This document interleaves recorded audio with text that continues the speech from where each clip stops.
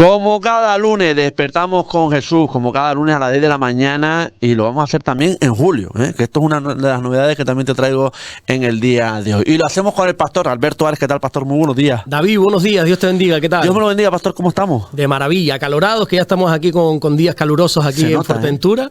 Pero bien, gracias a Dios, todo bien. Se nota cuando viene el tiempo, cuando viene el calorcito, cuando empieza a cambiar esa hora en vez de oscurecer a las 7 de la tarde, empieza a las 8, después a las 9. Sí, se nota, Se nota. Hoy estuve trabajando en una azotea, bueno, que te mandé una foto. Sí, lo vi. Estoy achicharrado, estoy ahí, pero se me secaba la boca del calor que hacía ahí. Sí, está haciendo. A mí me conviene el calor, ¿eh? Sí, me conviene. Acuérdate que yo soy instalador de aire acondicionado. Verdad, cierto. Entonces, cierto, cuanto más calor, más trabajo tengo. Más trabajo, verdad. Sí. Bueno, pastor, pues empecemos si le parece, para no enrollarnos más, que después dice que nos liamos hablando cosas que no corresponden al programa. Último culto, por favor, domingo 11 mañana en Puerto Rosario, 6 de la tarde en Morrojable, por favor. Perfecto. Pues bueno, ahí estuvimos compartiendo la palabra, una palabra muy bonita. Una palabra que creo que también era de gran necesidad por parte de todos, la necesitábamos escuchar todos, yo el primero, y ya no solamente escucharla, sino llevarla a la práctica, porque al final la Biblia nos llama a que no tenemos que ser simplemente oidores, sino que sobre todas las cosas tenemos que ser hacedores de la palabra de Dios. De nada nos sirve conocer lo que dice la Biblia si ese conocimiento no nos lleva a llevarlo a la práctica.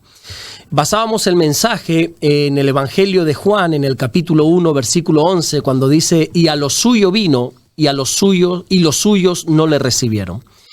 Este es un mensaje que el apóstol Juan está lanzando sobre Jesús y nos está informando de cómo Jesús vino y los suyos no le recibieron.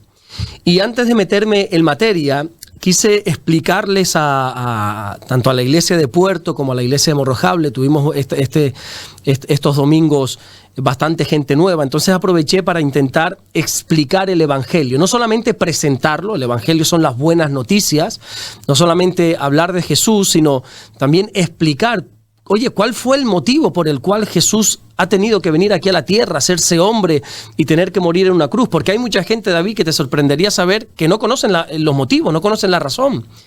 Quizá como ya es parte de nuestra historia, alguien nos lo contó desde que somos pequeñitos, que Jesús vino, que Jesús nació de una virgen, que Jesús siendo Dios se encarnó, tomó forma de siervo y murió en una cruz. Para nosotros es normal, pero si tú le dices, si tú le haces la siguiente pregunta a la gente, le dices, bueno, ¿y por qué tuvo que ocurrir eso? Hay gente que quizá no te sabe dar una respuesta. Sí, fue por amor, vale, pero ¿y por qué?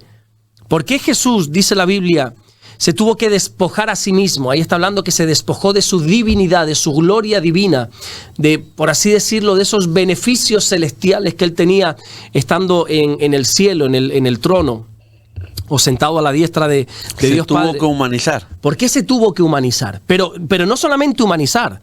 La Biblia dice que tomó forma de siervo, porque tú dices, bueno, me humanicé, pero me humanicé en una persona pudiente, en una persona que voy a disfrutar de la vida, en una persona que no voy a tener problemas. Pues bueno, pues todavía lo puedo llegar a entender. Pero Pablo nos enseña que él se despojó a sí mismo y se humanizó tomando forma de siervo. Tomó forma de hombre y forma de siervo. Y uno dice, pero ¿y por qué? ¿Y por qué tuvo que ir a la cruz? Y yo le hacía esta pregunta a todos los que escuchaban el mensaje. ¿No es que Dios es todopoderoso? ¿No hemos enseñado por activa, por pasiva? ¿No hemos predicado de que Dios es el Shaddai, el todopoderoso, que tiene todo el poder? Y entonces, ¿por qué no obró de otra manera? ¿Por qué Jesús tuvo que hacerse hombre y encima de hombre siervo y tuvo que morir en una cruz? Bueno, dejando claro, tuvimos que asentar una base bastante firme, que es que Jesús es Dios. Jesús no es simplemente un profeta, como otras religiones creen y dicen. No es simplemente como el Hijo de Dios. Sí, es el Hijo de Dios, pero es Dios mismo. Partiendo de esa base, tenemos que entender que aunque Jesús se hizo hombre, aunque Jesús tomó forma de siervo, forma de hombre, Él seguía siendo Dios. Y entendiendo esto, podemos llegar a entender el por qué Jesús tuvo que morir en una cruz. La Biblia dice, en la carta que Pablo le escribe a los romanos, que el pecado entró al mundo por un solo hombre, que es Adán. ¿Recuerdas que creo que en otra entrevista, la anterior o la más anterior, hablamos de esto, de cómo el pecado entró al mundo por un hombre que se llama Adán? Y por lo tanto, como el pecado entró al mundo por un solo hombre, es un hombre quien tiene que arreglar este asunto. Es un hombre quien tiene que arreglar lo que ha estropeado el hombre. Te pongo un ejemplo quizá absurdo, pero para que lo podamos entender mejor. Si tu hijo, que está en edad escolar ahora mismo, tus 2 hijos, ¿verdad? 14 y 9 años casi. Pues, si tu hijo suspende un examen y te dicen, bueno, tienes que venir en septiembre para... Yo no sé si se sigue haciendo la recuperación de septiembre, ¿sí? Tiene que venir a septiembre para recuperar porque si no tiene que repetir curso. Y tú le dices a tu hijo, oye, pero vamos a ver, pero si es un examen absurdo, un examen ridículo, un examen sencillo, yo tengo esa capacidad de aprobarlo. Sí, pero es que tú como padre no puedes ir. Tiene que hacer el examen quien lo suspendió, que es el hijo. Tú podrías decir, bueno, ¿y por qué no lo puedo hacer yo? Que es mi hijo y yo lo quiero hacer. No. ¿Quién suspendió? Tu hijo. El hijo es quien lo tiene que arreglar. Entonces, ¿quién estropeó? ¿Quién la embarró, podríamos decir? ¿El hombre en el huerto? Pues tiene que ser un hombre quien arregle esto. Por eso Jesús, siendo Dios, se encarnó para ser uno de nosotros. Por eso Pablo llama a Jesús como el postrer Adán. Está el primer Adán, que es ese hombre creado por Dios, que mete la pata en el huerto, que es desechado de la gloria de Dios. Y luego está el postrer Adán, que lo arregla todo, curiosamente también en un huerto. Ya no en el huerto del Edén, sino en el huerto de Getsemaní. El hombre lo estropeó todo en el huerto del Edén y el hombre, que es Dios, lo arregla todo en el huerto de Getsemaní. Ese es uno de los motivos por el cual Jesús tuvo que venir aquí y luego, bueno, ya explicar el por qué tuvo que morir en una cruz, ya se nos iría, te garantizo. No, lo puedes explicar un poco si quieres. Todo el programa. De verdad. Te lo explico un poco por arriba. Sí, porque es muy interesante, de verdad. Exacto. Cuando Adán y Eva pecan, son destituidos de la gloria de Dios, tienen que ser sacados del Edén, del paraíso, se establece que la paga del pecado es la muerte. Toda persona que peque tiene que morir. Creo que es en el libro de Ezequiel cuando dice, el alma que pecare, esa morirá. ¿Qué sucede? Que Dios sabe cómo somos nosotros, que nuestra tendencia siempre es hacia el pecado. Nosotros somos pecadores por naturaleza porque descendemos de ese primer hombre, de ese primer Adán que pecó, y en nuestra carne no mora el bien, dice Pablo, sino que mora el mal. Por lo tanto, estamos presos al pecado. Y entonces, como estamos presos al pecado y vamos a pecar, Dios tiene en su misericordia, Dios crea un sistema de redención. Porque si la paga del pecado es la muerte, el ser humano va a durar un telediario porque se va a extinguir. Entonces, Dios crea un sistema que es el sacrificio de animales.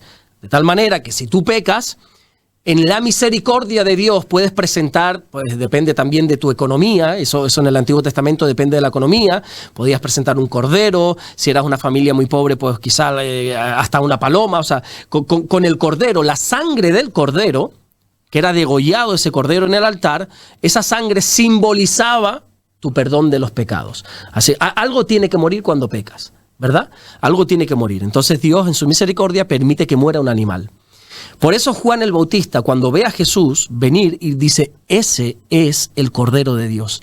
Esa es la ofrenda que Dios está trayendo a la humanidad para perdón de los pecados. No perdón de los pecados de Él no ha pecado, Él es justo, Él es santo, santo, santo. Es para nuestro perdón de los pecados. Por eso Jesús tiene que morir en una cruz como el Cordero y derramar su sangre por amor a todos nosotros. ¿Qué sucede? Que dice la Biblia que a lo suyo vino, pero los suyos no le recibieron. Jesús vino, se encarnó, elabora todo este plan, escoge a María, en aquel entonces virgen, escoge a José, escoge el pueblo, escoge absolutamente todo, cantidad de profecías dadas desde el Antiguo Testamento, dónde iban a ser, cuándo iban a ser, tenía que ser en Belén de Judea, tenía que ser de la tribu de Judá, tenía un montón de características únicas que se tenían que dar en el Mesías. Jesús cumple todas esas características, prepara el camino, viene, y los suyos no le recibieron. ¿Qué te parece? Qué triste. Qué triste, ¿verdad? Nadie es profeta en su tierra. Nadie es profeta en su propia tierra. Cuando la Biblia dice a lo suyo vino, esto significa literalmente a lo que le pertenece. Jesús vino a su casa, a su dominio. Jesús cuando vino a Israel no vino como un intruso, no vino como bueno, no, Él viene a lo suyo, de la tierra, del Señor es la tierra y su plenitud. Él viene a su casa, a lo que es suyo. Y cuando viene aquí dice que no le recibieron. Mira, la historia de Israel, creo que también hace meses te hablé de esto, creo, eso lo hablé, bueno, no recuerdo si fue aquí o en uno de los cultos, pero te intenté resumir cómo es la historia de Israel en el Antiguo Testamento. Para todos aquellos que no se han leído el Antiguo Testamento, se los voy a resumir en un minuto. El Antiguo Testamento trata de lo siguiente: Dios bendice a Israel. Israel se acomoda a esa bendición y ese acomodamiento hace que se aparte de Dios, ¿verdad? Y casi siempre suele ser por rebeldía o por idolatría. Ellos pecan, lógicamente las consecuencias del pecado no tardan en venir, se ven se ven en tierra, se ven en el pozo más profundo. Ahí se acuerdan que tienen un Dios, claman a Dios y Dios en su misericordia los levanta y los bendice. Y ese es el ciclo de Israel. Cuando están bendecidos, se olvidan de la bendición, se acomodan a la bendición, pecan. Y ese bucle, esa rueda, es la historia del Antiguo Testamento repetida decenas y decenas de veces. Cómo Dios bendice, cómo ellos se apartan, cómo ellos claman, cómo Dios restaura. Y siempre, siempre lo mismo. Y Dios intenta estirar un poco más la misericordia y envía a su propio Hijo de tal manera. Dice la Biblia, amó Dios al mundo que ha enviado a su Hijo para todo aquel que en él crea, no se pierda, mas tenga vida eterna. Y envía a su Hijo extendiendo la misericordia al pueblo de Israel, a lo suyo vino, pero los suyos no le recibieron. Es tristísimo este versículo, de verdad. ¿Y por qué crees que no le recibieron? ¿Qué motivo darías? Ya empiezo yo con las preguntas. No, ya lo estoy viendo ya. ¿Cuál crees tú que son los motivos por los cuales su pueblo no le recibió? Bueno, ahí puede quizás caer muchas, ¿no? Porque como habían tantos falsos profetas, ¿no? A lo mejor una de ellas puede ser que no lo quisieran creer, ¿no? Creo yo, digo, no sé. Que no creían el mensaje, no creían en la palabra, en lo que él decía, no se fiaban de él, pero también es complicado porque es decir, también demostraba que hacía ver al ciego, oír al sordo, es decir, no sé.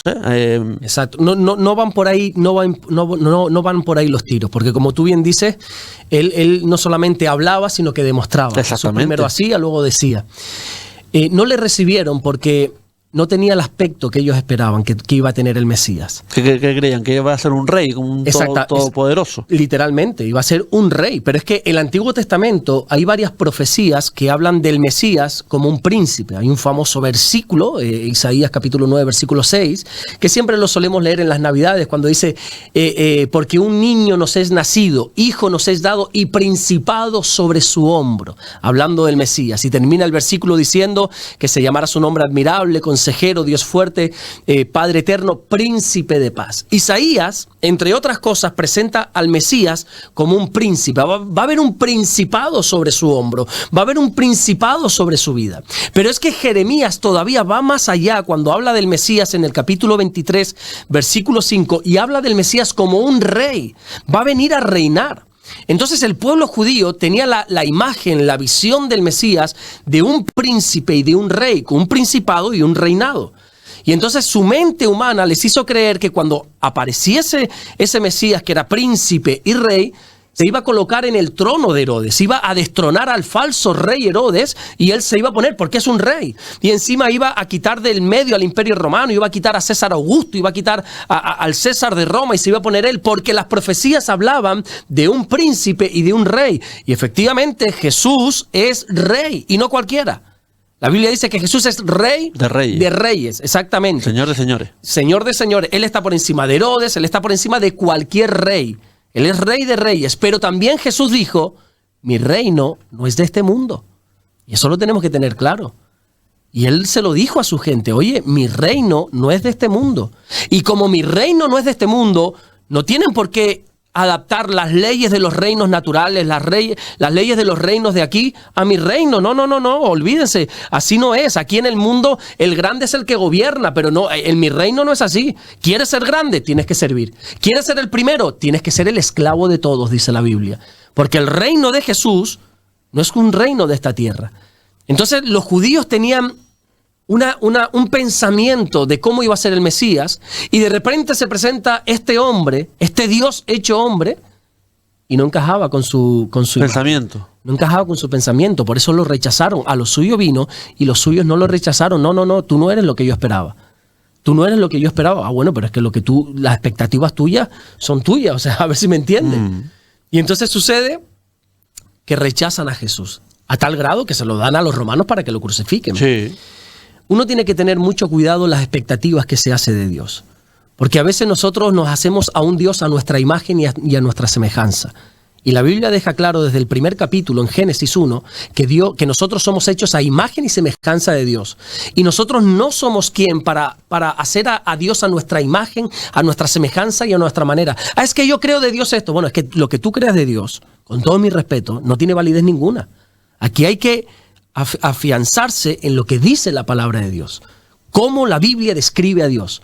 ¿De qué manera describe a Jesús la Biblia? Si tú te has imaginado a otro Jesús, por ejemplo, Te voy a poner un ejemplo absurdo pero práctico. ¿Cómo se nos presenta Jesús en las procesiones, en la tele? ¿Verdad? Un tipo rubio. Cuando tú veas un judío rubio, me avisa. Un tipo rubio, con el pelo largo, de ojos azules. ¿Ojos azules en Israel? ¿De verdad? ¿Rubio con ojos azules? No, eso es americano. O será inglés, pero judío te garantizo que no. Un cuerpito que tenía ese Jesús que lo crucifican, ¿verdad? Esas procesiones que tiene hasta abdominales marcados. La Biblia dice en Isaías que Jesús no era atractivo. No había hermosura en él, dice la Biblia. No había atractivo en él. Porque su atractivo, su hermosura era interna, no externa. Creo que me viene a la mente que hace semanas o meses atrás hablamos no sé si de este tema o de algo parecido, que incluso pusimos una foto de cómo National Geographic cree, y la inteligencia artificial cree cómo realmente es Jesús. Y es un Jesús totalmente diferente. Nadie sabe cómo era Jesús. En aquella época no había fotografías, no había lienzos, no había, no se le pintó. Entonces no es esa imagen. Si hoy se apareciese Jesús, muchos de los que están aquí lo rechazarían porque no tiene la imagen que uno pensaría. Entonces nosotros no nos podemos hacer a un Dios a nuestra imagen y a nuestra semejanza. ¿Te acuerdas también que te hablé hace tiempo de dos discípulos que cuando Jesús muere y las cosas se ponen difíciles en Jerusalén, ellos huyen a una aldea que se llama Emaús? Sí. Ellos están caminando hacia Emaús diciendo, vaya hombre, al final este hombre no resucitó, parece que no era el verdadero Mesías, y Jesús se le aparece y en caminar con ellos no sabían que era el Cristo resucitado, y empieza a caminar y les dice algo muy interesante. Hay un versículo muy interesante en Lucas capítulo 24, versículo 21, porque ellos le dicen a Jesús que se están yendo hacia Emaús, que están abandonando Jerusalén, porque ellos esperaban que el Mesías hiciera esto o aquello. Ellos esperaban que Jesús hiciera una cosa y como no la hizo, se fueron. Y hay mucha gente que está esperando que Dios haga algo y como no lo hace, pues se desilusionan, se apartan, se van de la iglesia, no vuelven más. Pero es que, señores, vamos a ver, que Dios no es un títere para hacer lo que nosotros queramos, que somos nosotros los que tenemos que cumplir con su voluntad. Y qué triste que a lo suyo vino y los suyos no le recibieron. Es una palabra dada hace 2000 años atrás del pueblo judío, pero hoy creo, y no me estoy equivocando, que Jesús sigue recibiendo el mismo rechazo. Jesús sigue viniendo, quiere seguir manifestándose a cada uno de nosotros, pero hay muchas personas que lo siguen rechazando porque no cumple sus expectativas. Y el Señor, como le decía a la iglesia, no ha venido aquí para cumplir nuestras expectativas. Jesús dejó claro, yo he venido aquí para obedecer la voluntad de mi Padre. Amén. A lo mío vine, y aunque los míos no me reciban, yo he venido a lo mío. Yo he venido a presentarme en sacrificio vivo. Yo he venido a ir a una cruz. Me da lo mismo quién me haga caso, quién me siga, quién me obedezca, porque yo he venido a lo mío. Y ahí me centré un poquito en la predicación. Nosotros tenemos que estar enfocados en lo nuestro. Hablé un poco de Juan el Bautista, cómo él estaba enfocado en lo suyo. Desde antes de nacer, un ángel le dijo a su padre Zacarías que iba a tener un hijo, qué es lo que tenía que hacer, qué es lo que no tenía que hacer. Y así Juan se enfocó en lo suyo. Hablábamos del apóstol Pablo también. Dice Pablo, prosigo a la meta, al supremo llamamiento en Cristo Jesús. Pablo estaba enfocado en lo suyo. Y hay algo que Dios tiene para nosotros, hay algo que es lo nuestro, que nosotros tenemos que hacer. Porque a veces, por desgracia, nosotros nos enredamos, como dice la Biblia, creo que fue Pablo a Timoteo cuando le dijo, ninguno que milita en el ejército de Dios se tiene que enredar en los negocios de esta vida. Y a veces estamos enredados en cosas a las que no estamos llamados, David. Perdemos el tiempo en cosas que quizá no son pecado, pero que no nos están llevando a la voluntad de Dios. Y eso hace que rechacemos a Jesús. Entonces nosotros tenemos que... y algo muy interesante, para pasar a las preguntas o lo que sea, no extenderme mucho porque la otra vez no hubo tiempo ni una pregunta. No, pero está muy interesante. Algo muy interesante es que quien rechazó a Jesús no fueron ateos. No fueron incrédulos. El rechazo a Jesús vino por creyentes, por los religiosos. Por los suyos. Por los suyos, exactamente. Que eran personas que leían, devoraban literalmente la palabra de Dios a diario. Oraban horas y horas y horas. Y esto yo le decía a la gente, entiende que a Jesús no se le rechaza con la incredulidad. A Jesús no lo rechazan los ateos, los inconversos, los que no creen. A Jesús lo rechazan los que creen. ¿Por qué? Porque tú puedes creer en Dios, pero llevas una vida de desorden y eso hace que lo rechazas. ¿Qué es lo que le estaba pasando a los fariseos, a los religiosos? Y Jesús les tuvo que decir, mira, ¿sabes qué? Tú de labios me honras, Siempre te tengo siempre me tienes en tu boca hablando bonito, exaltándome, pero tu corazón está bien lejos de mí. Y eso yo no lo quiero. Este pueblo de labios me honra, pero su corazón está lejos de mí. Entonces a veces rechazamos a Jesús creyendo que estamos en el medio de su voluntad. Los judíos creían que estaban en el medio de la voluntad de Dios y viene ese Mesías por el cual llevaban milenios clamando. No solamente no lo reconocen, sino que lo rechazan y lo envían a la cruz. Fíjate tú qué tremendo, ¿verdad? Tremendo, la verdad que sí. Y no, está muy interesante, llevamos 20 minutos, pero muy interesante. Pastor, yo antes de hablar de las preguntas y demás, ha habido un especial en el Centro Evangélico Villanueva, en el canal, hablando de Israel, de Palestina, Gaza. A mí sí me gustaría hablar un poquito acerca de ello aquí en este programa, ¿no? Porque claro, vemos muchos políticos que defienden a Gaza, que atacan a Israel. Yo no entiendo, yo con la violencia, yo condeno cualquier acto, ya sea de Israel, de Gaza, de cualquier sea, pero evidentemente lo que no creo yo no se debe hacer es apoyar a uno y criminalizar a otro, cuando tanto uno como otro pues están haciendo, o se ve por lo menos desde aquí, las cosas mal. Exactamente. Yo creo que nadie en su sano juicio puede estar a favor de una guerra, sea de tu país, sea de tus sentimientos. Lo que está mal, está mal. Eso hay que aclararlo. Lo que está mal, está mal. Y lo que no se puede defender, no hay que defenderlo. Pero lo que tampoco se puede hacer es criminalizar a Israel o intentar demonizar a Israel de la manera que se está haciendo. Que bueno, que esto al final es lo que se ha hecho toda la historia de la humanidad, siempre echarle la culpa a los judíos, siempre los judíos tienen la culpa, siempre los judíos son los malos, y ahora pues bueno, pues no es para menos, ¿verdad? Pero hay algo muy interesante en esto, David, y es que la gran mayoría, no te sabría decir un porcentaje, porque decirte algo sería inventarlo, pero me atrevería a decir que un 90 y un 95% de las personas que hablan, que juzgan, que dicen que si Israel, que si esto, no tienen ni idea de lo que está sucediendo. Simplemente son loros que están repitiendo lo que alguien les ha dicho. O las noticias que ponemos, ellos han escuchado, ¿cómo se dice? Han escuchado... oír y no saben la campana dónde viene. Han escuchado campana y no saben dónde. Y ahora, ¿con qué hay que alinearse? Con Gaza, pues todos a favor de Gaza. Y yo el otro día le decía, por ejemplo, a la gente de la iglesia, hay aquí algunos hablando que sí de Israel y no saben ni colocar la chincheta en el mapa donde está Israel. No tienen ni idea de dónde está. Y cuando te hablan de la Franja de Gaza no tienen ni idea de lo que es. Entonces la gente habla Palestina libre. Bueno, ¿Palestina libre de qué? ¿De quién?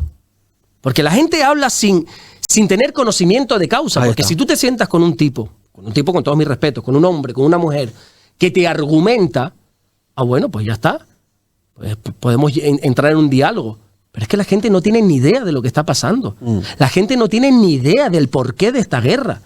¿Alguien se ha preguntado por qué Israel está en guerra contra Gaza? ¿Alguien en su sano juicio sabe de dónde ha surgido esta guerra? Bueno, podríamos decir una cosa. Israel no ha comenzado ninguna guerra. Israel, todas las guerras donde se ha visto involucrada, siempre ha sido en defensa. ¿Por qué no se ataca a Gaza? O no a Gaza, porque tampoco podemos criminalizar a Gaza, porque ahí hay población que evidentemente me imagino que será especial, espectacular, buena gente. Eso yo no lo pongo en duda. ¿No? Sí. Yo no puedo decir ni que sean buenos ni que sean malos, primero porque no los conozco. O sea, decir Gaza o los gazatís creo que sería un error. Hablemos con propiedad del grupo terrorista Hamas, que son los que han iniciado todo esto. Porque la gente ahora criminaliza a Israel. Pero bueno, ¿y por qué ha comenzado todo esto? ¿Por qué no tiramos de la cuerda a ver hasta dónde nos lleva esta cuerda? ¿Por qué no nos vamos más de 600 días atrás? Y nos enfocamos en un día, en el fatídico 6 de octubre, 7 de octubre, allí en Israel, donde este grupo terrorista llamado Hamas entró a Israel y mataron a 1.200 judíos. Y no te voy a decir de la manera en que lo mataron, porque si no, esta entrevista no la puedes subir al aire. Te la bloquean en todas las redes, tanto en Facebook, en YouTube, en todo, te la van a bloquear absolutamente si yo te digo cómo fueron esos asesinatos. Pero piensa en lo más atroz, multiplícalo por 100. Así fue como se mataron a más de 1.200 judíos en un solo día. No solamente se llevó a cabo ese derramamiento de sangre, porque hoy en día, no es que los niños de Gaza, por supuesto que sí, por supuesto que eso te quebranta el corazón. Y más cuando Pastor, un segundo solo, se puede asimilar como el Día de los Cristales Rotos en la Segunda Guerra Mundial, que comenzó todo ello ahí, en ese momento en el que los nazis invaden Polonia y empieza todo. ¿Se puede asimilar algo así? Se puede asimilar si hacemos una lectura espiritual, porque al final lo que el mundo quiere no es demonizar a Israel. Lo que jamás quiere no es entrar en guerra con Israel, no es matar 1.200 judíos. Lo que quiere el mundo es eliminar a Israel del mapa. Eso es lo que se quiere. Llámese en la Segunda Guerra Mundial, llámese a través de Egipto, de Babilonia, de los asirios, ahora le ha tocado a Hamás. Lo que el mundo quiere, y en el mundo espiritual lo que se pretende, en las tinieblas lo que se quiere es eliminar a Dios. Eliminar a Dios, no ha dicho ningún disparate. Lo que se quiere es eliminar al pueblo de Dios, pensando que así Dios va a ser eliminado también. Y lo que no se da cuenta es que ¿quién va a poder pelear contra Dios? Eso es una pregunta muy interesante. ¿Quién va a poder pelear contra Dios? Hubo uno, si no recuerdo mal, se llamaba Gamaliel, perdón, porque como tenía ahora la mente lo de Israel, ahora tengo que resetear un poco la mente, creo que se llamaba Gamaliel, creo que no me estoy equivocando. Cuando arrestaron a Pedro y a Juan, los religiosos decían, no, porque hay que encarcelarlos, no, hay que matarlos, hay que eliminarlos. Y entonces uno intercede por ellos, uno siendo judío, intercede por Pedro y por Juan y dice, oye, vamos a ver una cosa, ¿y si estos hombres están hablando en nombre de Dios? Yo no haría nada, dice él. No vaya a ser que nos hallemos luchando contra Dios. Tú imagínate. ¿Tú piensas que estás luchando contra un país, contra un ejército, contra una raza, contra una cultura?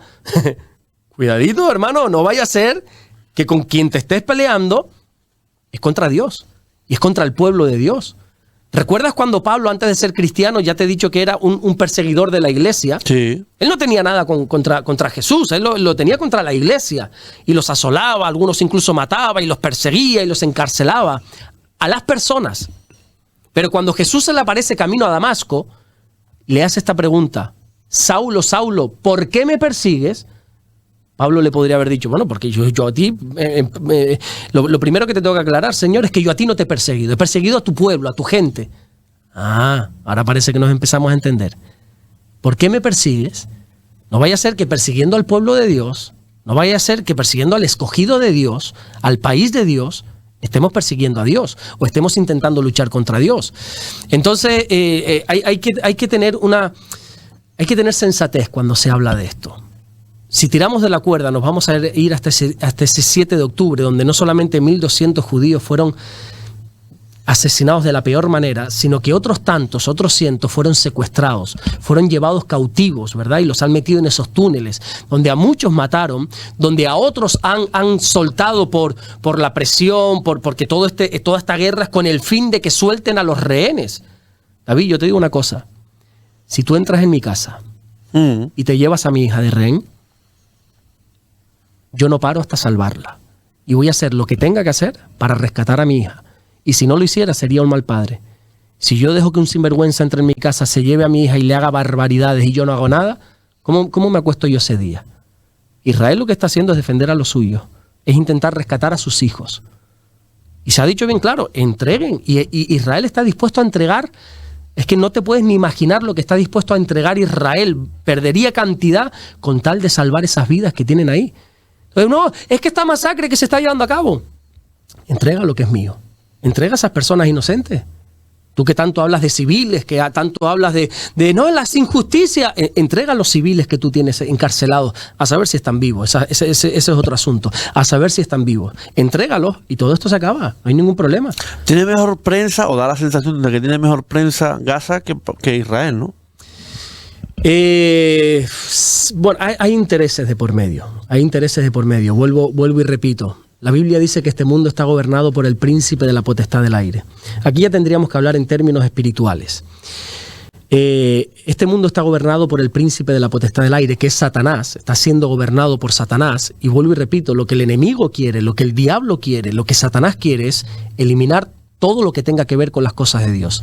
Entonces, ¿por qué ahora mismo se apoya más a un grupo terrorista como Hamás? Si no recuerdo mal, y no voy a hacer un disparate, el grupo terrorista Hamás, hace tiempo atrás, le dio las gracias a Pedro Sánchez por un comunicado que hizo. El grupo terrorista Hamás, independientemente de lo que haya hecho, vamos a dejar las creencias a un lado. Y tú te enorgulleces de que un grupo terrorista te felicite, te dé las gracias. Entonces, ¿por qué se tiene tanto favor con el pueblo de Gaza, con el grupo terrorista Hamás, y se tiene tanto odio y rencor a Israel? Por la mala información, por la mala prensa que tenemos.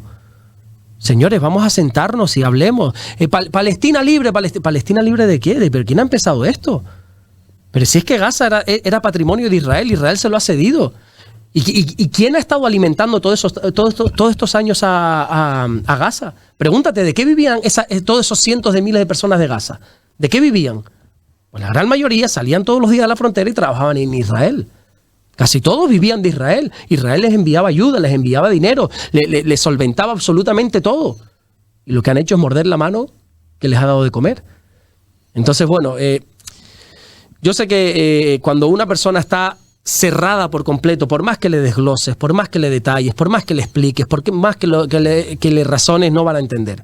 Perdón por la comparación, que es pésima y no debería ni sacarla, pero para que podamos llegar a entender esto, es como hacerle entender a un fanático del Madrid que el Barça es mejor. O viceversa, es como hacerle entender a un fanático del Barça que el Madrid es mejor. Es imposible. Cuando uno es cegado, es cegado. Y da igual que aquí juegue Messi, que siempre el del Madrid va a ser mejor. Entonces, cuando uno ya está con una idea preestablecida, por más que tú le expliques, por más que tú le hables del 7 de octubre, por más que tú le razones, le tires de historia y todo, no van a entender. Lo que yo sí le pido a la gente es que entienda cuál ha sido el motivo de todo esto. Y que se informe. Que se informe. Y que no se alinee con la opinión pública. Porque lo que están haciendo los telediarios, las cadenas, llámese las privadas, llámese las públicas, todos los periodistas, todos los famosetes de turno. Hoy veía a una actriz que hace que no la ves en la tele hace 10 años y ahora ha salido porque ha dicho que dejen de el genocidio. Miren, es que no tienen ni pies ni cabeza. No tienen ni pies ni cabeza lo que dicen, de verdad. Infórmense bien. Yo no estoy defendiendo lo que es indefendible, ¿verdad? Lo que está mal, está mal. Y la muerte de un niño, la muerte de un anciano, la muerte de cualquier civil y la muerte de cualquier soldado duele en el campamento en el que se esté. A mí me quebranta ver imágenes de un soldado israelí muerto y me quebranta ver el corazón, ver la muerte de una persona, de un gazatí muerto. Porque es la muerte. Entonces, seamos sensatos ante esto y tengamos opinión propia. No seamos loros. Ahora, ¿qué dice el gobierno? Que hay que apoyar a Gaza y odiar a Israel, porque esa es otra. Aquí parece que amar a uno es odiar a otro. Pero el Señor no nos dijo amaos los unos a los otros. Entonces, ¿qué pasa? Es igual que a nosotros. Yo apoyo a Israel. Yo amo a Israel. Yo oro por Israel. Primero porque es lo que Dios me dice.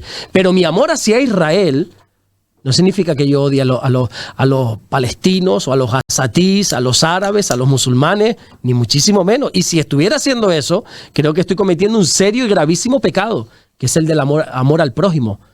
Amarás a tu prójimo como a ti mismo. Y ese es el mandamiento que el Señor nos ha dado. Entonces tengamos mucho cuidado y sobre todo tengamos opinión propia de lo que está sucediendo tanto en Israel como en Gaza, como en todos estos conflictos. Bueno, ahora sí que sí, vamos con algunas preguntas que tenemos en el programa. Pastor, ¿cómo nos ayuda la Biblia a manejar emociones como la ira, la envidia o el propio orgullo? Bueno, la Biblia... Si uno se rige por la Biblia, por lo que la Biblia dice, no es que nos ayude a manejar este tipo de emociones, sino que la Biblia nos da las directrices exactas a cómo poder trabajar con ellas, a cómo poder sobrellevarlas y sobre todo a cómo poder vencerlas. Por ejemplo, me hablas de la ira. Pues la Biblia nos dice cómo vencer la ira, cómo sobrellevarla, que es no dejándola habitar dentro de nosotros. La ira en sí no es un pecado. Pablo dijo, airaos, pero no pequéis. Tú en un momento dado, ¿cómo decirlo? Te puedes enfadar. Antes de esta entrevista, pues tú tuviste un pequeño enfado, que no viene al caso ni nada, con otra persona, ¿verdad? Y eso es pecado, ¿no? Y por un momento te pusiste rojo, pero ya está. Airaos, pero no pequéis. No se ponga el sol sobre vuestro enojo, dice la Biblia. ¿Te puedes airar? Bueno, te puedes, no, es que nos airamos y a veces más de la cuenta. Pero lo que no podemos hacer es permitir a esa ira, a ese sentimiento, que nos gobierne a tal grado que pequemos. Airaos, pero no pequéis. No se ponga el sol sobre vuestro enojo. Y continúa ese versículo muy interesante, ni deis lugar al diablo. Cuando tú permites que el enojo y que la ira permanezca en tu corazón, le estás dando lugar al diablo. ¿Qué nos dice la Biblia sobre la ira? Deshazte de ella cuanto antes. No se ponga el sol sobre vuestro enojo. No te vayas a la cama enfadado. Trata ese asunto. Intenta resolverlo cuanto antes. No dejes para mañana lo que puedas hacer hoy. No dejes para mañana lo que puedas hacer hoy. Arregla ese asunto hoy mismo. Si no puede ser con la persona, porque no hay posibilidad de un diálogo, de un acuerdo, por lo menos trata ese asunto con Dios. Cuida tu corazón sobre todas las cosas. Guárdalo sobre todas las cosas. No te aires, no te vayas a la cama, porque cuando tú dejas que la ira forme parte de ti, eso es como Eso es una raíz de amargura que se te va a crear ahí, un resentimiento. Acostarte con iras de lo peor que podemos hacer. Lo que tenemos que hacer es desecharla cuanto antes. Nos enfadamos, nos airamos, nos mosqueamos, ya está, pero drena esa ira. Por ponerte un ejemplo, quizás no sea el más correcto, pero creo que la ira es como el cemento. Como esa concretera, ¿cómo se le llama? Una concretera, ¿verdad? Sí, ahora no me acuerdo. El bombo ese que da. El bombo de la mezcla, ¿no? En Tenerife la llamamos concretera. Que concreta las cosas, ¿no? Exactamente. Esa concretera, cuando el cemento está reciente, cuando se acaba de hacer, tú le pasas una manguera y lo quitas. Pero si lo dejas ahí toda la noche, para quitarlo al día siguiente, David, te lo vas a ver y te lo vas a desear. Como no cojas un escoplo. Exactamente. Y habrá partes que ya no lo puedas sacar. Así es la ira. O te deshaces de ella sobre la marcha antes de irte a la cama, o como la dejes para el día siguiente, ya se te van a quedar unos resquicios por ahí que eso va a brotar en raíces de amargura y te va a contaminar a ti y va a contaminar a otros. ¿Qué dice la Biblia sobre la ira? Deshazte de ella cuanto antes. Puedes airarte, mas no peques, dejándola contigo tiempo. ¿Qué dice, por ejemplo, de la envidia? Bueno, nosotros podemos manejar la envidia pues entendiendo que somos únicos, no comparándonos con nadie. Cuando yo entiendo que soy único para Dios, entonces no puedo tenerle envidia a nadie. Y veo a una persona que ha sido bendecida y prosperada y que ha sido todo, y qué bueno por esa persona, pero es que yo no soy esa persona. Y Dios también puede hacer algo bonito en mí. Entonces la envidia se vence no comparándote con nadie. ¿Te has dado cuenta que desgraciadamente nos identificamos más con el dolor de la gente que con la bendición de la gente? Cierto es. Por ejemplo, qué sé yo, el otro día que iba por la calle se cayó una ancianita, mi madre, todos los que íbamos en el grupo, ¡ay, mira la viejita! Y ese dolor de la persona hizo, bueno, no solo a los que venían conmigo, a todos los que estaban alrededor, ayudar a la viejita. Ahora, cuando una persona no es que sufra, sino que está siendo bendecida, mira tu país ese. Mira, tú se estará robando algo. ¿Verdad? Nos cuesta como empatizar con la persona que está alegrarnos por el bien. Es que somos envidiosos. Sí. Somos envidiosos. Entonces, entendamos de que no tenemos que tener envidia. Si Dios te ha hecho único, si Dios te ama, si eres un hijo bendecido y amado por Dios, ¿de qué o de quién vamos a tener envidia? Pero yo creo que eso pasa, pastor, porque la gente se aburre con su propia vida. Porque si cada uno viviésemos nuestra propia vida y no estuviésemos pendientes de la vida de los demás, sí. Oye, otro gallo nos cantaría, porque como digo yo, bastante tengo yo con mi casa, con mi trabajo, con mis hijos, con mis cosas, como para ocuparme de la vida, cómo le va a ir al otro, ¿no? Tal cual lo dice la Biblia con otras palabras. Acabas de citar algunos versículos bíblicos, así has hecho un mejunje de versículos bíblicos, pero la Biblia habla de que el que no trabaja en nada vive en desorden, entremetiéndose en lo ajeno. Así dice literalmente la Biblia. Aquel que tiene tiempo libre, que no hace nada, es una vida de desorden porque se está entremetiendo en la vida de los demás. Mira, ¿y qué hace aquel? ¿Viste aquel está con aquella ahora? ¿Y viste? Y te juntaste con no sé cuál. Y eso, el chismerío puro, y eso surge la envidia. También la envidia surge porque la gente quiere el beneficio sin el sacrificio, ¿verdad? Por ejemplo, cuando la gente te ve aquí y te dice, mira, David, y tiene su emisora, tiene su trabajo y tiene su esto. Ha pasado, ¿eh? Y tiene no sé cuánto. Y los que no son de aquí de Fuerteventura no tienen ni idea de lo que voy a decir, pero tú vayas a donde vayas, David está ahí con su cámara y grabando. Y ahí está la romería, no sé qué, David está ahí. Está la Semana Santa, David está ahí. Está el partido de fútbol, David está ahí. Pero luego te ven aquí con tu camisita. Mira tu país. Qué bien vive. Qué bien vivo. Pero tú sabes el precio que yo he pagado por estar aquí. ¿Tú sabes el precio que yo pago? ¿Tú sabes las horas que mientras tú estás durmiendo, estás por ahí tomando cafecitos? ¿Tú sabes dónde estoy yo? ¿Tú sabes los desvelos que yo he tenido para levantar esto? Entonces la gente al final quiere el beneficio sin el sacrificio, sin el precio a pagar. Y eso genera envidia. Es más fácil envidiarte que trabajar todo lo que tú has trabajado para tener lo mismo que tú. Sí, claro. Entonces, como no estoy dispuesto a todo ese esfuerzo, pues te envidio, y encima la envidia después te lleva a criticar. Es que tú lo que tienes es porque no sé cuánto, es porque no sé qué, vete tú a saber, y ve historias y cosas. Entonces, la envidia, no te compares con nadie. Eso lo hablábamos el otro día en Petit Comité, en la familia, ¿no? Es decir, cónchale, ¿cómo es como dice, si la envidia fuera tiñosa, bien de ti. ¿Eh? Exactamente. Qué pena, ¿eh? Qué pena, en vez de alegrarnos con la bendición de... Sí. Y yo creo que cuando tú te alegras por alguien, por el bien de ese alguien, ese del que te estás alegrando te va a querer bendecir también. Si yo, por ejemplo, porque no tengo ese llamado, ni ese anhelo, ni ese conocimiento de por ejemplo, de tener una emisora de radio, no tengo, primero que no tengo el tiempo tampoco, pero no tengo ese conocimiento, ni Dios me ha puesto eso en mi corazón. Pero imagínate por un momento que yo quisiera. Tengo dos alternativas. envidiarte o imitarte. Si yo te envidio, tú vas a poner una barrera conmigo. Pero si yo digo, oye David, tío, qué bien lo haces, ¿por qué no me enseñas? Porque, o sea, yo alegrarme por tu bien, yo alegrarme por tu avance, yo alegrarme por tu progreso, estoy convencido que eso va a hacer en ti que tú me quieras ayudar, o por lo menos bendecir, me quieres hacer parte de tu bendición. Pero es que es así, cuando uno es bendecido, quiere bendecir a los demás. Dios le dijo a Abraham, te bendeciré para que seas de bendición. Pero como los demás envidian la bendición, pues esa bendición se para. Si tú te alegrases más por la bendición de otros, esa bendición que tiene otros, probablemente algo te salpicaría a ti también. Amén. Bueno, pastor, otra de las preguntas, ¿de qué manera la Biblia nos guía a tomar buenas decisiones éticas en la vida diaria? Bueno, la Biblia nos enseña que es como una lámpara que nos alumbra en medio de la oscuridad. Es una lámpara que guía nuestro camino y que nos ayuda en cada decisión que tenemos que tomar. La Biblia da los mejores consejos que se pueden dar. Cuando uno lee la Biblia, mira, ya te voy a hablar claro, independientemente de tus creencias, si leyeses la Biblia, no te va a quedar otra que decir, oye, pero es que te da unos consejos brutales, unos consejos bestiales, tiene unos principios, tiene unos valores, la Biblia increíble. Había un chico, te estoy hablando hace como 15 años, que venía con nosotros a la iglesia, y el tipo una vida de desorden total, y yo decía, pero ¿por qué sigue viniendo a la iglesia? Si él me reconoce que no cree en Dios, y él me lo decía, pastor, conmigo no cuente, yo no voy a servir ni a la iglesia ni en el Señor. Y entonces cuando pasaron 2 o 3 meses, yo le dije, ¿y entonces para qué estás viniendo? O sea, yo no te voy a negar la entrada a la iglesia, ven cuando quieras, pero es que tú estás siendo honesto conmigo y me estás diciendo que ni crees en Dios, ni tienes intención de creer ni de cambiar. Entonces, ¿para qué vienes? Le dije. Me dice, no, porque es que lo que tú predicas son unos consejos bestiales, me decía él.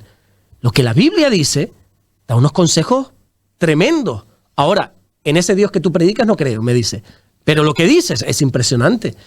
La Biblia nos da unos consejos, el amor, el perdón, el bendecir a los demás, el ayudar a los demás, el honrar a padre y a madre. Todo este tipo de consejos nos guían a tomar buenas decisiones. Entonces, hay que entender que la Biblia siempre lo que quiere es el bien para nosotros. Nos habla del perdón, del amor, de ser misericordiosos. Hebreos, en la carta a los Hebreos, dice algo muy interesante, porque dice que cuanto más nosotros leemos la Biblia, cuanto más maduramos en Dios, nuestro sentido del bien y del mal se va ejercitando.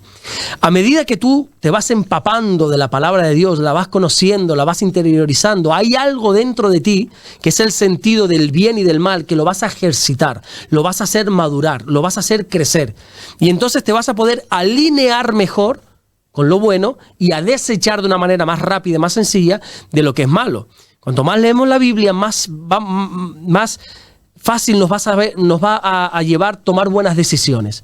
Dios le dijo a Josué, si haces todo lo que este libro dice, todo te irá bien. Amén. Si este libro no se aparta de tu boca, constantemente lo lees, constantemente hablas de él y lo tienes todos los días en tu boca y lo lees todos los días por la mañana, por la noche, todo lo que hagas prosperará, todo lo que hagas te saldrá bien, le dijo Dios a Josué. Entonces cuando uno lee la Biblia, pues al final te va a ayudar a tomar buenas decisiones. Amén. Bueno, otra de las preguntas que tenemos por aquí, pastor, que hoy sí tenemos preguntas para poder hacer, es ¿cómo puede la oración junto con la Biblia ayudarnos a ser más conscientes en nuestras acciones? Bueno, pues mira, la Biblia se presenta a sí misma como viva y eficaz. Así dice la Biblia. La palabra de Dios es viva y eficaz. Y dice, y más cortante que toda espada de 2 filos, y que entra hasta partir el alma, el espíritu, las coyunturas, los tuétanos. Y dice, y discierne los pensamientos y las intenciones del corazón. Cuando uno lee la Biblia o escucha una predicación de la Biblia, no está escuchando una historia muerta. Algo que sucedió hace... Nosotros hablamos como de Jesús, no, hace 2000 años. Sí, pero Jesús está vivo. La Biblia está viva. Alguien dijo en el pasado que la Biblia es el único libro que cuando lo lees su autor siempre está presente, que es el Espíritu Santo. La Biblia está viva, es eficaz. Y entra y discierne lo que estás pensando y conoce las intenciones que tú tienes de tu corazón. Por eso todos aquellos que somos asiduos a ir a la iglesia, todos aquellos que vamos a los cultos, siempre suele pasar algo. Y esto le suele pasar sobre todo a las personas nuevas cuando van, que dicen, oye, ese pastor está hablando de mí. Y empiezas a pensar mal de la persona que te invitó a la iglesia, del que te llevó. Oye, tú le has dicho algo a este hombre, porque este hombre lo que está diciendo es para mí. No, es que la Biblia, la palabra de Dios, que es viva y eficaz, te está hablando. El Dios de la palabra, el verbo hecho carne, que es Jesús, te está hablando a través de la palabra de Dios. Por ejemplo, dice la Biblia que cuando María se queda embarazada por obra y gracia del Espíritu Santo, claro, nosotros no lo creemos ahora, pero Betty convence a José de que fue el Espíritu Santo y no fue una infidelidad. O sea, nosotros pongámonos en la piel de José. Y dice la Biblia, y José, como era justo, era un buen tipo, era un buen hombre José. José, como era justo y no quería infamar a María, la quiso dejar secretamente. Dice así literalmente la Biblia. ¿Qué significa eso? Si en aquel entonces este rumor sale por ahí, nadie se lo iba a creer, evidentemente, y entonces María iba a quedar como una adúltera, como una persona que ha tenido una relación fuera de su pareja, y la iban a apedrear, la iban a matar. En aquel tiempo era así. Entonces José, como era justo, dice, no, aunque María me ha hecho mal, me ha sido infiel, la voy a dejar secretamente, voy a desaparecer para que la gente piense, mira el sinvergüenza de José, se acostó con la novia, la dejó embarazada y la dejó y se fue. Esas eran las buenas intenciones de José. José no la quería dejar tirada, quería cargar él con la culpa. Y pensando él en esto, dice la Biblia, el Señor se le aparece en un sueño. Le dijo, José, no temas en recibir al niño que viene dentro de María, porque del Espíritu Santo es. El propio Señor se lo dice. Él conocía las intenciones del corazón. Dios conoce nuestras intenciones, lo que estás pensando. No lo que estás diciendo, lo que estás pensando. Dios no mira lo que mira el hombre, que es la apariencia. Dios conoce los corazones, pesa los corazones, dice la Biblia. Entonces, cuando uno lee la Biblia te habla, pero a tus entrañas, David. Él penetra hasta lo más profundo, rompe coyunturas, huesos, tuétanos, entra a lo más profundo y tú dices, ¿cómo es posible que esto me esté hablando a mí la palabra de Dios? Porque es así, porque la Biblia es viva, es eficaz y también es inspirada por Dios. La Biblia es el soplo de Dios, es la inspiración de Dice y es útil, dice 2 Timoteo 3:16. Toda la escritura es inspirada por Dios y útil para redarguir, para corregir, para instruir en justicia, a fin de que el hombre de Dios sea perfecto, enteramente preparado para toda buena obra.